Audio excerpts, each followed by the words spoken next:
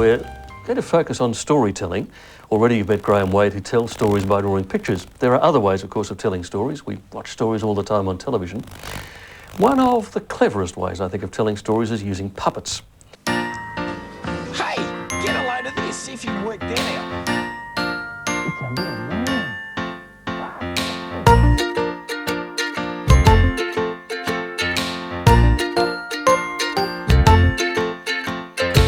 Youth force, have a look at this over here. The name's Bruce, just like the...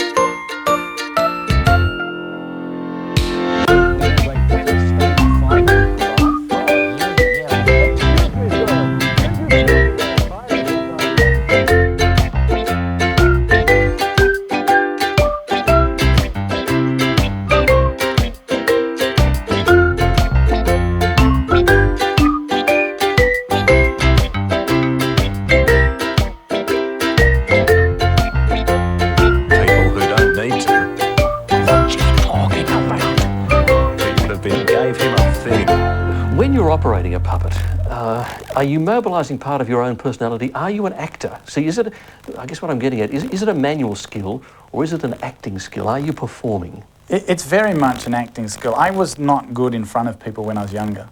Not that good now, but the nice thing about puppets is you project yourself through something else. And for the kind of puppets I do, where I'm either behind a screen or underneath a table or underneath a chair or lying down somewhere, I'm able to project myself through a piece of cloth. About conservation, it's our life. That was an insult. Yeah, they're lucky they caught you in a sane moment. You see, normally, he's stoned.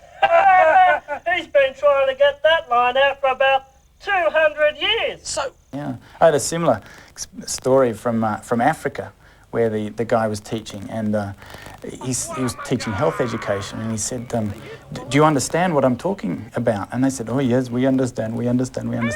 Pulled a puppet up and said, do you understand? And they said, no, we don't understand. They were honest to the puppet, they wouldn't tell the truth to the teacher.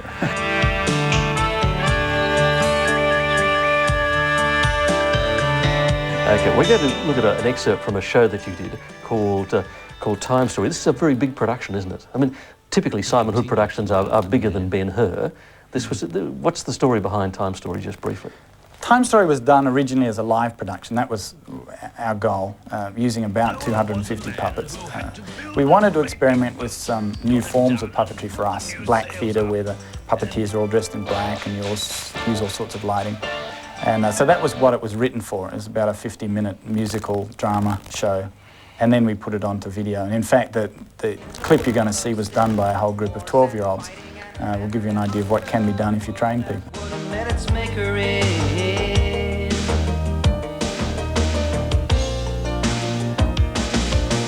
Cain was a man born in the first days. Evil, his brother, worked hard on the land. Evil in his mind and jealousy, anger. Cain slew his brother, a knife in his hand. People of the world turn against God. They built up a city to show off their pride. People of the world turn against God. They built up a city to show off their pride.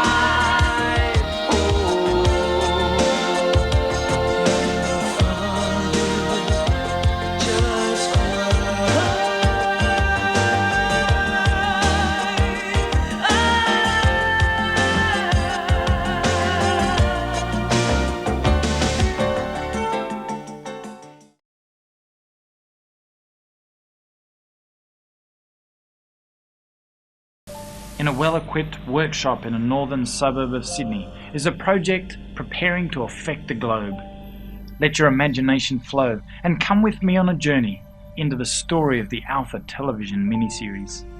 It's about 4 children, Tan, Mick, Junie and Adilio, who are not exceptional, but what they did was extraordinary. The children lived on the planet of Logasdor, where cities are built on incredible rock formations, pet wok-wodgies can talk, and the strangest and weirdest creatures are found. It used to be a place of imagination, of dreams, of marvellous hope, but not now. The events behind the production of Alpha are as exhilarating as the story itself. Alpha has brought together some of the leading puppet makers in the world. The talented Paul Catling, with his skill and creativity, comes directly from the Muppets and is using his experience in the designing and sculpting of puppet characters. John Robinson is a highly skilled Australian sculptor, and along with Jane Herbst and Steve Elphick, they are turning the two-dimensional pictures into living sculptures. The puppets are then moulded by Paul James. Paul has worked on such blockbuster movies as Star Wars, Superman, Raiders of the Lost Ark, Who Framed Roger Rabbit, and has many years of experience with the Muppets on their movies. He has worked on Dark Crystal, Labyrinth and the Ninja Turtle movies. Paul joined our team after finishing work on Batman.